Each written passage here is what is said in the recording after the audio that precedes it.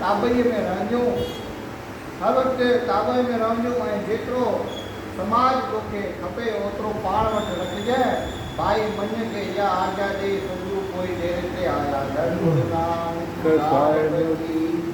भाई मञ सतगुरु जी आज्ञा पाए पंहिंजे घर खां रवानो थियो ऐं अची पंहिंजे कुटुंब सां मिलियो। उन ॾींहं खां पोइ भाई मञ जो सारे जगत में नालो प्रसिद्ध थियो ऐं केतिरा मण अन्न जा हिन वटि हर रोज़ु पचंदा हुआ। हिन मां कई पुठियां खाई सौ करे वेंदा हुआ। भाई मञ पंहिंजे हयातीअ जा बाक़ी ॾींहं सुख सां पंहिंजे परिवार सां गुज़ारिया ऐं आख़िर में गुरुजन जा गुण ॻाए मुक्त पते खे प्राप्त थियो। अहिड़ो भाई मञ श्री अमृतसर कोटड़ में पंहिंजनि पुलनि ते मिटी खणी ॿाहिरि मिटी करणु लॻो। श्री गुरु अर्जन देव जन केतिरा ॾींहं श्री अमृतसर जी पार कराए हिकु दफ़े गोविंदवाल ते रवाना थिया ऐं केतिरा सिख पिण वठी विया।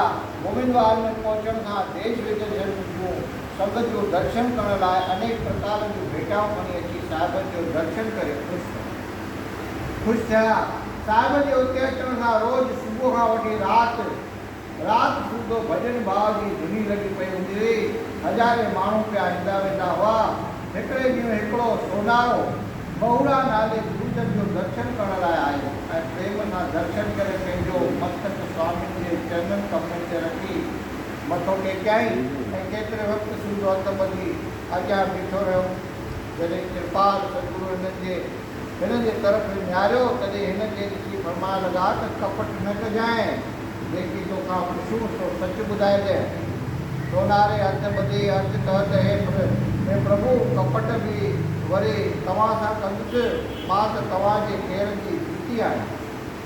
एतिरो ॿुधी श्री गुरु महाराज फरमायो त सच ॿुधाए त तूं धंधो कहिड़ो कंदो आहीं। सोनारे स्वामी जो सुवाल ॿुधी ॾाढो लॻी थियो ऐं संदसि शरीर कंबण लॻी वियो। पर साहिब जे अॻियां कूड़ ॻाल्हाइण मुनासिब न सम्झी चवणु लॻो त सचा पातशाह तव्हीं घटि घटि जा वासी ऐं ॼाण हार। आउं धंधो सोनारो कंदो आहियां ऐं उन मां पंहिंजो पेट पुटू करे वक़्तु निभाईंदो आहियां। इहो ॿुधी साहिबनि फरमायो त अहिड़ी का तीरथ कर जंहिंमां तुंहिंजी धर्म सां गुज़रे। यादि रख त जंहिंजी आजीविका कपट रहे यानी सच ते आहे ऐं जो पराव हक़ नथो दॿे ऐं सच जी कमाई करे उन मां कुझु परमेश्वर जे अर्थ ॾेई बाक़ी मां पंहिंजो निर्वाह करे थो, तंहिंजो ई अंदरि निर्मल थी वञे थो। धन गुरु नानक साहिब जी। वेचारे सोनारे खे जो पंहिंजा पाप खे सूझा ते स्वामी जा अहिड़ा वचन मुंहिंजे अखियुनि में जल आणे वेनिती कई त हे गुरु ग़रीबवाद आऊं मां अधर्मी जिता प्रीत पाप कुकर्म कंदो रहियो आहे ऐं केतिरनि माण्हुनि खे वेसाव ॾेई मूंखे धर्म ऐं अधर्म जी बिल्कुलु सिंध न पई रही आहे ऐं अहिड़े वेसाव भाती कुकर्म खे मूं पंहिंजनि वॾनि जो मोरसी हक़ पे सम्झो आहे। तंहिं करे हाणे आउं वधीक छा वेही तव्हां खे ॿुधायां जो मूंखे अॻे ई तव्हीं सम्झी रहिया आहियो।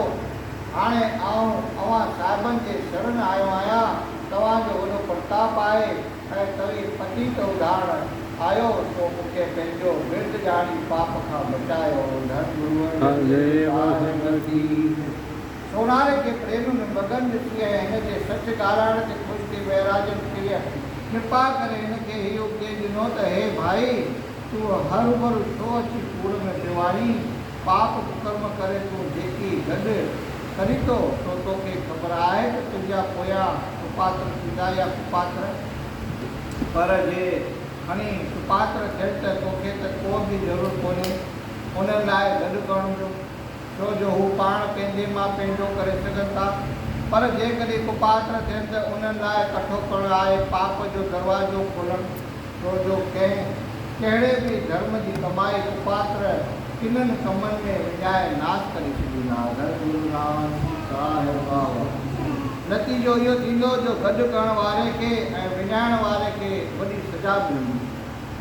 तंहिं करे बि जंजी तूं तंहिं करे बि तंहिं करे बि जंजी तूं सहायता करण थो घुरी ते अंत समय वेझो बि थी वेंदे ऐं ओतिरो उन्हीअ जी मदद करण लाइ जेके पाप तो कया आहिनि संजो तोखे अकेलो दुख भोगणो पवंदो ऐं उन्हनि दुखनि में जॾहिं तूं व्याकुल थींदे तॾहिं पछताव करे विलाप कंदे तंहिं करे तूं सम्झ रख ऐं अठे पेर सतनाम जो सिमरन कर त को तुंहिंजो छुटकारो थी श्री सतगुरनि जा मुखारी वचन ॿुधी सोनारो पंहिंजे कयल गुनाह ते तौबह करणु लॻो ऐं सतगुरनि जा वाक्य सत्य ॼाणी श्रद्धा वारी सेवा में सावधान थियो ऐं प्रेम वधणु लॻुसि पोइ केतिरनि ॾींहंनि ताईं हू सतगुरनि जे दरबार में रहियो पियो हूंदो हो ऐं साफ़ भावना सां सेवा कंदो हो। हिन जी अहिड़ी उमदी चाल ॾिसी स्वामी हुनजो मोह नाश करे छॾियो ऐं कृपा दृष्टि करे नाम दान बख़्शिश कयाऊंसि जंहिं करे हिन जा सभु कार्य संपूर्ण थिया। मतिलबु त उहो जन्म जन्मांतरनि जो सुम्हियल जागी होशियार थियो। तंहिंखां पोइ स्वामी हुनखे पाण वटि घुराए हुकुम ॾिनो त हाणे तूं पंहिंजे घर गांव हलियो वञे ऐं आनंद सां गुज़ारे हर गुण ॻाईंदो रहो।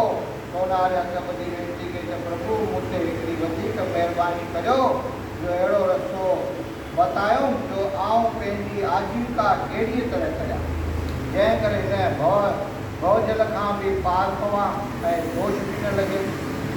सतगुरुनि फरमायो त भाई ठॻीअ खे त असुल दिलि मां ई कढी छॾ त जेको माण्हू तोखां कमु अची ठहिराए कंहिंखे गोबी करे न फुर ठहिराए कंहिंखे गोबी करे न फुर पर जेका तुंहिंजे हक़ हलाल जी मजूरी हुजे सा घुरी वठ ऐं उन्हीअ मां पंहिंजे पुॼंदी आहार पंहिंजे घर में गुरूअ जे अट लंगर रख जितां मिठो रुठो खाई ख़ुशि थी वञे। ॿियो त सिखी धर्म में बिल्कुलु पूरो रहिजांइ सुख ऐं दुख में हिकु जहिड़ो गुज़ारिजांइ ऐं न कॾहिं प्रभुअ खे दोष ॾिजांइ। अहिड़ीअ तरह रहण करे तोखे को बि विकार घेरो न सघंदो बल्कि दुश्मन बि सॼण थी पवंदे। सोनारो सुखाली सिख्या ॿुधी पंहिंजे घर गांव मोटियो ऐं सतगुरुनि जे हुकुम मूजिबि आनंद में बेपरवाह गुरु चंदन में निवलाए रहण लॻो। अहिड़ी तरह जेके सिख सरदार की सतगुरुनि जे शरण आया थे तिन जो उपदेश ॾेई तत्काल मुक्त थे कयाऊं।